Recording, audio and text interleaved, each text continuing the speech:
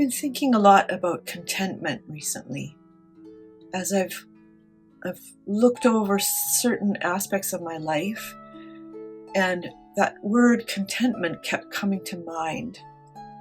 So in this video, I'm going to be talking about what contentment really looks like. I turned 70 a few months ago, and it's kind of given me the opportunity to really examine some things in my life and see how I want things to look going forward, what I want to take from the past and bring into the present, that sort of thing. My name is Wendy. I'm an artist and a writer, and I think about a lot of things. And today it's about contentment.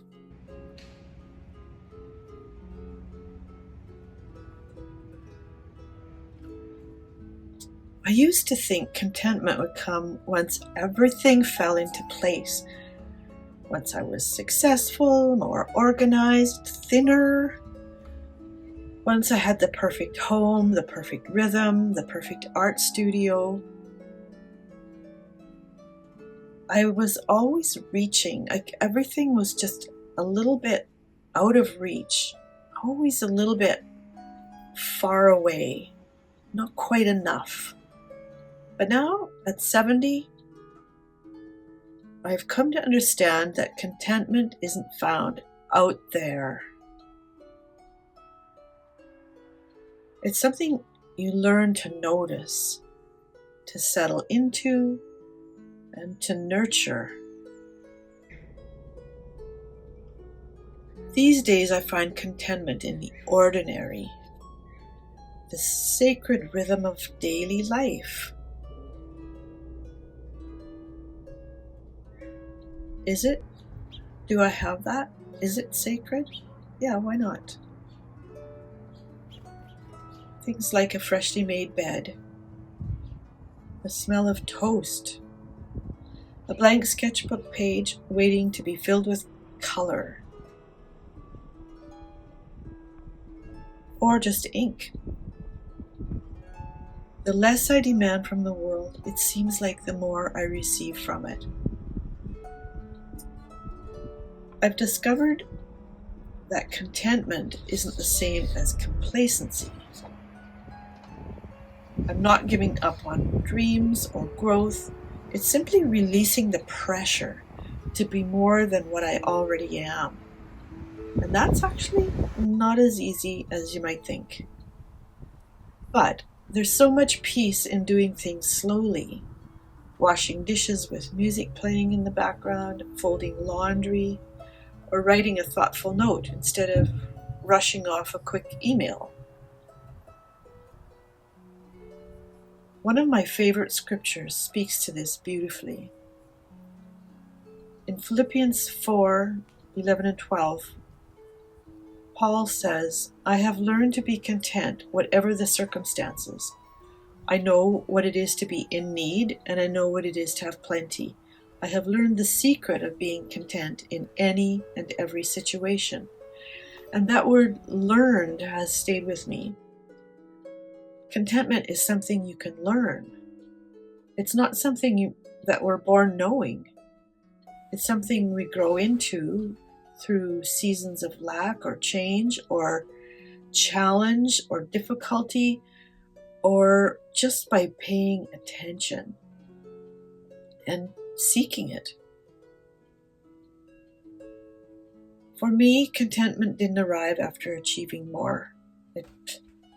It came when I began to let go.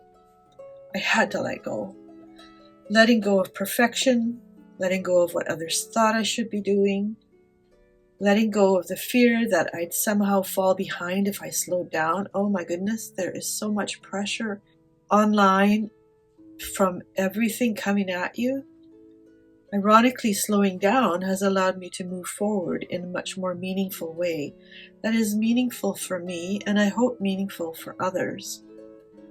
I make better art, I enjoy my home more, I notice details I used to overlook, like how the light changes throughout the day, and how deeply a simple prayer can steady my heart. Just a simple, "Thank you, Jesus." can make a huge difference to how contented I feel. Another verse that's guiding me is from 1 Timothy chapter 6, verse 6, which says, "Godliness with contentment is great gain." Not godliness with success, not godliness with more followers or a bigger platform. Godliness with contentment. A soul at peace with the season she's in. Isn't that beautiful? A soul at peace with the season she's in. It's a different kind of richness, not the kind that you store in a bank account, but the kind that spills into your everyday life and blesses everyone around you. These days, I don't push myself to create when I'm tired. I don't rush from one task to the next. Instead, I slow down and I linger and I let a moment unfold. I enjoy the smell of the paint and the softness of the brush. Because when you create from a place of contentment, the work feels lighter, more honest, and often more beautiful. Our culture loves the chase, bigger goals, bigger routines, another upgrade. But I've learned that satisfaction doesn't live in the next thing, it lives in this one.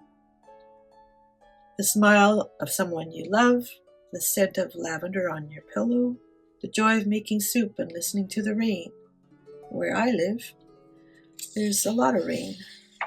And one of the sweetest moments was when my grandchildren were visiting. And they went out on my deck and said, "You can hear the rain." Because where they live, they don't have that. They live on a floor where the rain doesn't hit, right? What a special thing. And I can hear it whenever I want to. So no, I haven't stopped dreaming, and I still have hopes and ideas and goals and plans. But I no longer believe I need to strive for contentment, because I've already found it right here.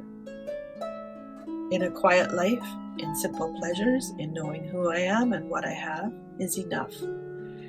And I'm comfortable now with letting go of things that I might not see, I might not go to, I might not have. It's just an acceptance of what's real. This is what I have, this is where I am, and this is okay.